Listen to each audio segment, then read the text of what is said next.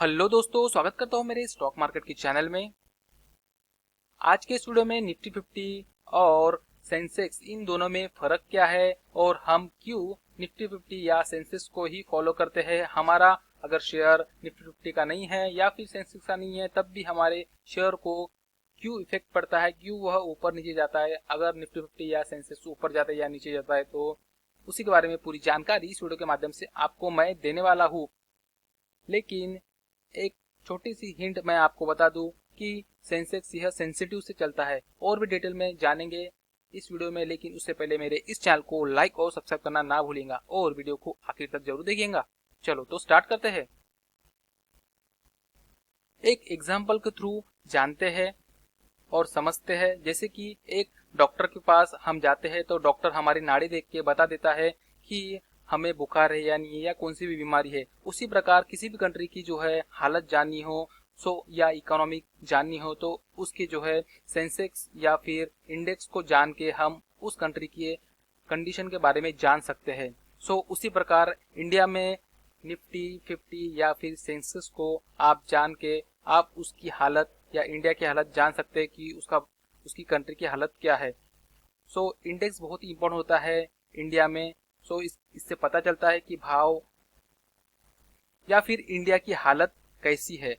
उस इंडिया के अंदर बात करें तो दो, जैसे बीएससी बॉम्बे स्टॉक एक्सचेंज और एनएससी यानी नेशनल स्टॉक एक्सचेंज, ऐसी दो संगठनाएं जो है इंडियन गवर्नमेंट ने लाई थी और अभी भी वो चल रही है। जैसे कि मैं बता दूं 5000 से ज्यादा जो है कंपनियां इसमें लिस्टेड है बीएससी में, और एनएससी में जो है 1600 से ज्यादा कंपनियां जो है लिस्टेड है जो है एनएससी में। और टॉप 30 जो कंपनियां रहती है लार्ज कैप, इनमें कैलकुलेशन करके जो भी जो है भाव आता है उसी से क्या है बीएससी का जो भाव ऊपर नीचे जाता है। और एनएससी में टॉप 50 कंपनियों का जो कैलकुलेशन होता है और उसी के थ्रू कैपिटलाइजेशन जिस कैलकुलेशन रहता है जो कि मैं आपको आगे में बताऊंगा, उसी के थ्रू जो है भाव नेशनल स्टॉक एक्सचेंज का ऊपर या नीचे जाता है।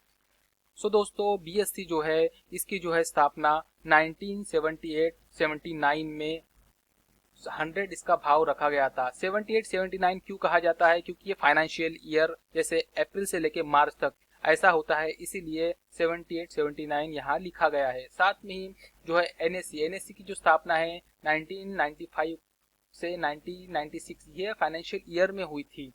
निफ्टी 50 का जो है भाव 1000 रुपए रखा गया था। आज निफ्टी का भाव 17,500 फिलहाल निफ्टी का भाव चल रहा है। 17,500 से भी ऊपर का जो भाव जो है निफ्टी 50 में चल रहा है, यानी कंपाउंडली जो है 17.5% से भी ज्यादा का कंपाउंडली रिटर्न इस निफ्टी ने अपने शेयर धारकों को दिया है। यानी अगर निफ्टी में अगर जैसे कि आप देख सकते हो निफ्टी का जो है चार्ट पैटर्न अभी तक जहां से निफ्टी का जो है 1000 रुपए रखा गया था वहां से लेके अभी तक का जो है भाव आप देख सकते हो 17,000 17,500 से ऊपर का जो है इसका भाव चला गया है। यानी कंपाउंडली 17.5% से भी ज्यादा का, यानी हर साल 17.5 प्लस 17.5% ऐसा प्लस करते हुए इस कंपनी ने यानी ये निफ्टी ने इंडिया को रिप्रेजेंट करते हुए रिटर्न अपने शेयर धारकों को दिए है।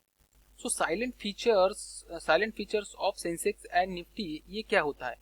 इसमें जो है सेंसेक्स और निफ्टी का जो होता है कैलकुलेशन, जो सेंसेक्स और निफ्टी का कैलकुलेशन होता है वो होता है फ्री फ्लोट मार्केट कैपिटलाइजेशन द्वारा। अब ये क्या होता है? फ्री फ्लोट कैपिटलाइजेशन मेथड कैसे निकाला जाता है मैं आपको बताता हूँ। मार्केट कैपिटलाइजेशन होती है टॉप 50 या टॉप 30 की सेंसेक्स में। उसी में से प्रमोटर होल्डिंग और गवर्नमेंट होल्डिंग जो है उसको निकाल दिया जाता है, उसको माइनस किया जाता है। उसके बाद जो प्रमोटर जो पब्लिक के लिए जो शेयर्स होते हैं उनमें से कैलकुलेट करके ही जो है सेंसेक्स और निफ्टी के जो है मूवमेंट जो है वह निकाली जाती है और उसका ही थ्रू मूवमेंट होती है। पब्लिक और जो प्रमोटर की जो होल्डिंग होती है उसमें ट्रेड नहीं होता है।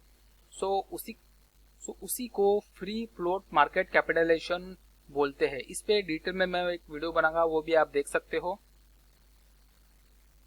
जो मेजर सेक्टर्स होते हैं उसको ही रिप्रेजेंट करते हैं मार्केट। जैसे बड़े बड़े लार्ज कैप कंपनियां होती है उसको ही लीडिंग कंपनियों को जो है मार्केट रिप्रेजेंट करता है, उसी के थ्रू मार्केट मूवमेंट करता है।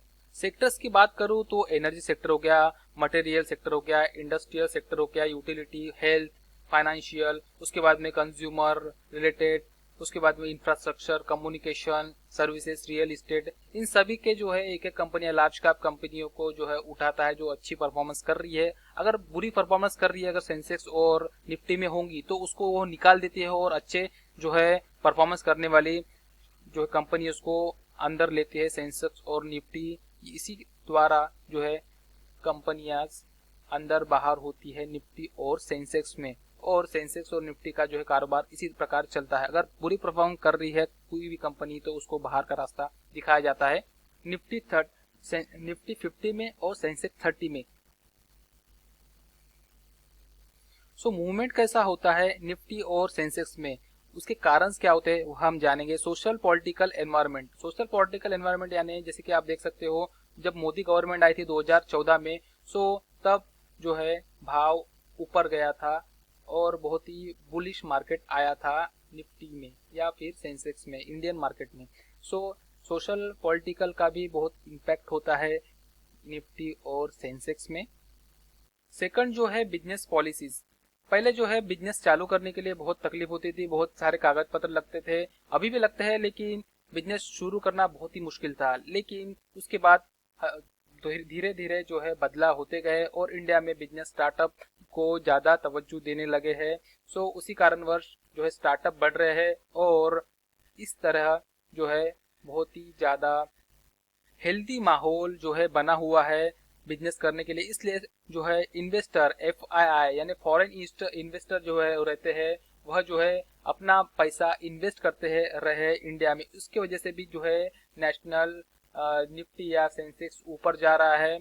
या फिर अगर FII का रोल बहुत इंपॉर्टेंट होता है, जान लीजिए आप, अगर FII पैसा निकालते जा रहे हैं तो सेंसेक्स में इफेक्ट होगा और वह नीचे जाएगा। यह भी एक सेंटीमेंट मैंने मैंने स्टार्टिंग में ही बताया था वीडियो के। सो ये भी एक इम्पैक्ट पड़ता है बिजनेस पॉलिसीज का।